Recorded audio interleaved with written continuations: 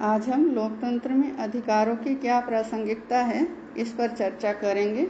जैसा कि हम पहले भी पढ़ चुके हैं कि अधिकार सामाजिक जीवन की उन परिस्थितियों का नाम है जो व्यक्ति के पूर्ण विकास के लिए अनिवार्य हैं। ये परिस्थितियां व्यक्ति के लिए कौन बनाता है? राज्य बनाता है। राज्य व्यक्ति को कुछ ऐसी सुविधाएं प्रदान करता है जिससे कि वो अपने विकास मार्ग में आने वाली बाधाओं को दूर करता है और अपने जीवन का विकास करता है। ये सुविधाएं सबको राज्य में समान रूप से मिलती हैं।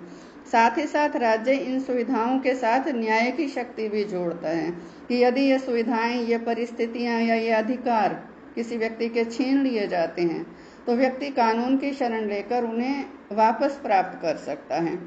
तो वैसे तो शासन प्रणाली का चाहे कोई भी रूप हो, अधिकारों के अस्तित्व का महत्व सभी में है, लेकिन जब हम लोकतंत्र की बात करते हैं तो लोकतंत्र में अधिकारों की जो प्रासंगिकता है उसके लिए इतना ही कहना काफ़ी है कि अधिकारों के अस्तित्व के बिना लोकतंत्र का अस्तित्व असंभव है।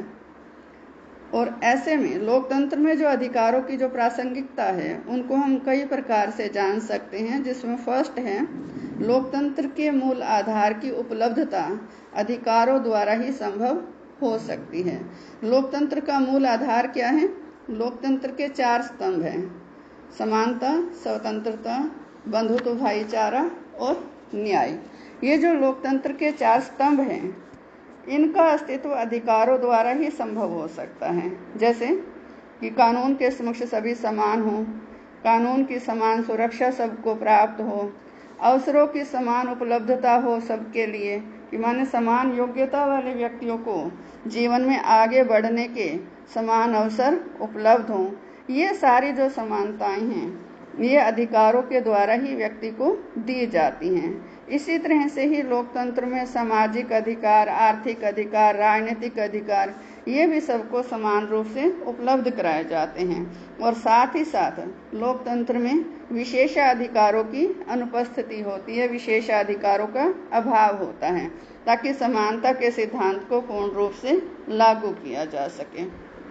तो ऐसे में जो लोकतंत्र में अधिकारों की व्यवस्था है, यदि हम लोकतंत्र के इन 4 आधारों को देखते हैं, समानता, स्वतंत्रता, बंधुत्व और भाईचारा, अधिकारों की व्यवस्था ना हो तो इन चारों में से कोई सा भी जो आधार है, कोई सा भी जो स्तंभ है वो टिका नहीं रह सकता। तो लोकतंत्र में राज्य का धर्मनिरपेक्ष होना भी अनिवार्य होता है, क्योंकि राज्य का यदि कोई धर्म होगा, राज्य ने खुद कोई धर्म अपना रखा होगा, तो फिर वो सभी नागरिकों के साथ एक तरह से असमानता का व्यवहार कर रहे हैं, क्योंकि जो राज्य का धर्म होगा उसी धर्म के जो लोग होंगे उनको विशेष सुविधाएं प्राप्त होंगी, और जो उससे अलग धर्म को मानने वाले होंगे उनको विशेष सुविधाएं प्राप्त नहीं होंगी। तो ऐसे में राज्य का धर्मनिरपेक्ष स्वरूप होना लोकतंत्र के लिए आवश्यक होता है, कि राज्य का अपना कोई धर्म ना हो, और साथ ही साथ राज्य धार्मिक रूप से तटस्थ हो, निरपेक्ष हो, लोगों को धार्मिक स्वतंत्रता का अधिकार प्राप्त हो, माने लोग किसी भी धर्म को माने या ना माने, इसमें राज्य कोई भी हस्तक्षेप ना करे। सेकंड है इसमें नागरिक अधिकार एवं लोकतंत्र।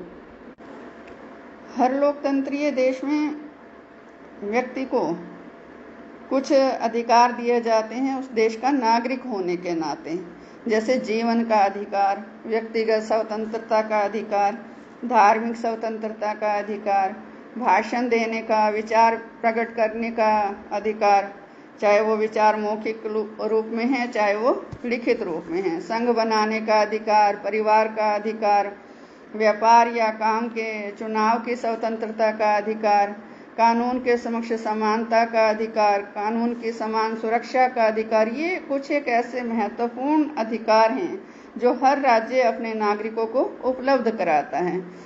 इनके अस्तित्व के बिना जो लोकतंत्रीय शासन प्रणाली है उसका अस्तित्व संभव ही नहीं हो सकता।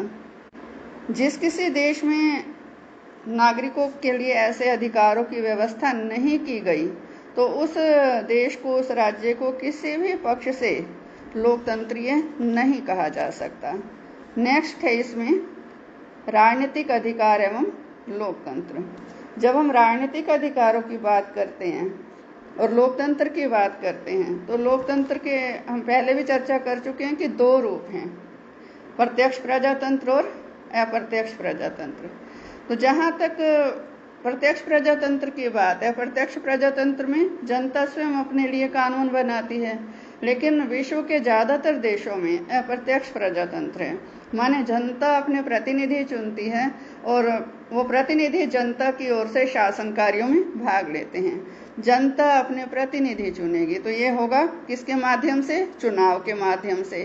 तो जहाँ चुनाव होने हैं वहाँ व्यक्ति को राजनीतिक अधिकार भी चाहिए अलग से, कि जैसे मतदान का अधिकार है, चुनाव लड़ने का अधिकार है, सार्वजनिक पद प्राप्त करने का अधिकार है, सरकार की नीतियों की आलोचना या प्रशंसा करने का अधिकार है, प्रार्थना पत्र देने का अधिकार है। ये कुछ ऐसे महत्वपूर्ण राजनीतिक अधिकार हैं जिन्हें लोकतंत्र की आत्मा कहा गया है।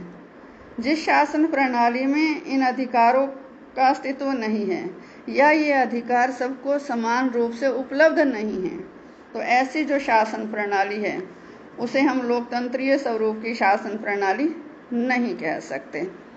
लोकतंत्र में राजनीतिक अधिकारों की इतनी अधिक प्रासंगिकता है, इतना अधिक औचित्य है कि इन अधिकारों में से किसी एक अधिकार की अनुपस्थिति भी उस शासन प्रणाली को अलोकतंत्रीय बना सकती है। नेक्स्ट है इसमें आर्थिक अधिकार एवं लोकतंत्र।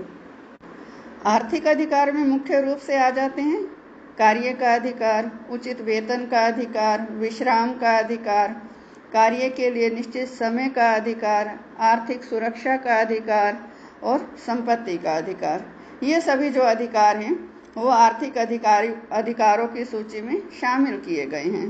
और लोकतंत्र में आर्थिक अधिकारों का अस्तित्व बहुत जरूरी है, क्योंकि कुछ विचारक तो यहाँ तक भी कहते हैं कि आर्थिक अधिकारों के अस्तित्व के बिना जो राजनीतिक लोकतंत्र है वो एक ढोंग मात्र है, क्योंकि जो आर्थिक अधिकार हैं उनके द्वारा ही लोगों को आर्थिक स्वतंत्रता प्राप्त होती है। जो व्यक्ति आर्थिक चिंताओं से मुक्त नहीं है तो ऐसा व्यक्ति राजनीतिक अधिकारों का प्रयोग नहीं कर पाएगा। लोकतंत्र की सफलता के लिए जरूरी है कि जो लोग हैं वो आर्थिक पक्ष से संतुष्ट हों, आर्थिक कठिनाइयां उनकी जो सक्रिय राजनीतिक सहभागिता है उसमें रुकावट ना बने।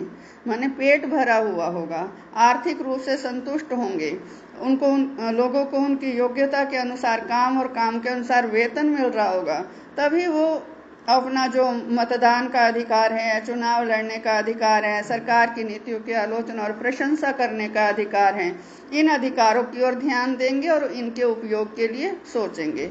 यदि ऐसा नहीं है, आर्थिक रूप से जो व्यक्ति है वो चिंताओं से घिरा हुआ है, उसे उसकी योग्यता के अनुसार काम के अनुसार वेतन नहीं मिल रहा, तो वह अपने राजनीतिक अधिकारों का उपभोग भी नहीं कर पाएगा, उसमें कोई रुचि नहीं दिखाएगा। नेक्स्ट है इसमें मौलिक अधिकार एवं लोकतंत्र। मौलिक अधिकार वे अधिकार होते हैं जो व्यक्ति के बहुपक्षीय विकास के लिए आवश्यक होते हैं। मौलिक अधिकारों की जो व्यवस्था है वो देश के संविधान में की जाती है और इनकी सुरक्षा का जो उपाय है वो भी संविधान में ही किया जाता है। मौलिक अधिकारों में ऐसे सामाजिक, आर्थिक और राजनीतिक अधिकार शामिल किए जाते हैं जो व्यक्ति के विकास के लिए और लोकतंत्र की सफलता के लिए जरूरी समझे जाते हैं। और आधुनिक युग में मौलिक अधिकारों की जो संवैधानिक व्यवस्था है लगभग सभी लोकतंत्रीय देशों में की गई है। जिस देश के संविधान में मौलिक अधिकारों की व्यवस्था ना हो उन देशों को लोकतंत्रीय देश नहीं माना जा सकता। विश्व का जो पहला लिखित संविधान है वो कौन सा है? अमेरिका का। और अमेरिका का जो संविधान जो 1787 में बना और 1789 में लागू हुआ, उसमें मौलिक अधिकारों की व्यवस्था नहीं थी। लेकिन जल्दी ही जो संविधान निर्माता थे उनको ये आभास हो गया कि लोकतंत्र में मौलिक अधिकारों का होना संविधान में बहुत ज़रूरी है। तो ऐसे में संविधान लागू होने के 2 वर्ष के अंदर ही माने 1791 में मौलिक अधिकारों की जो सूची है वो अमेरिका के संविधान में भी जोड़ी गई। जो हमारे देश का संविधान है इसमें भी मौलिक अधिकारों की व्यवस्था की गई है, लेकिन इन मौलिक अधिकारों में आर्थिक अधिकार को शामिल नहीं किया गया। इसी कारण से जो आलोचक हैं वो ये कहते हैं कि भारत के संविधान में जो मौलिक अधिकार हैं वो जब उनमें आर्थिक अधिकारों का अभाव है तो ऐसे में जो काम का अधिकार ना होना, उचित वेतन का अधिकार ना होना, इन अधिकारों का जो अभाव है भारत के संविधान में मौलिक अधिकारों की सूची में, तो ये भारत में लोकतंत्र का सबसे बड़ा एक दोष है। तो ऐसे में हम कह सकते हैं कि जो अधिकारों की व्यवस्था है इसके बिना किसी भी शासन प्रणाली या किसी भी संविधान को लोकतंत्रीय नहीं कहा जा सकता। अधिकार नहीं तो लोकतंत्र नहीं।